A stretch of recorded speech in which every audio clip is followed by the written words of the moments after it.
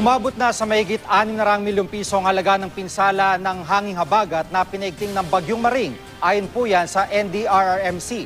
Ang mga biktima pilit bumabangon sa harap ng banta ng panibagong sama ng panahon. Nakatutok si Rida Reyes. Matapos ang ilang araw ng pag-ulan at pagbaha, sa wakas, sumikat na ang araw. Tuyo na ang mga kalsada sa Marikina at balik normal na ang level ng tubig sa Marikina River. Kaya kung hindi mga labada, samut-saring pinatutuyong gamit ang nakasampay sa harap ng mga bahay.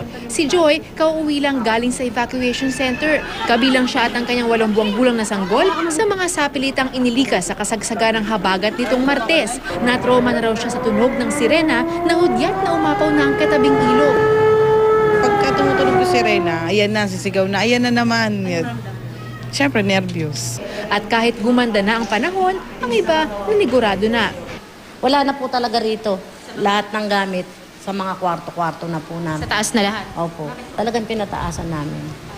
Para kung sakasakali nga yun, dumating yung ganyan, at least naka-ready. Sa tala ng NDRRMC, umabot sa 2.2 milyong individual ang apektado ng malawakang pagbaha dulot ng habagat na pinaigting ng Bagyong Maring. 21 ang namatay habang 4 pa ang nawawala.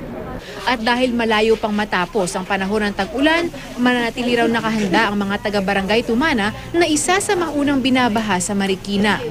Huwag magpakampante. Bale, nag-iipon uli kami ng panibagong stocks namin para pagdating ng may bagyo uli o may magpagbaha. Sana wag naman, may ready kayo mag-ibigay sa tao. Rida Reyes, Nakatutok, 24 Oras.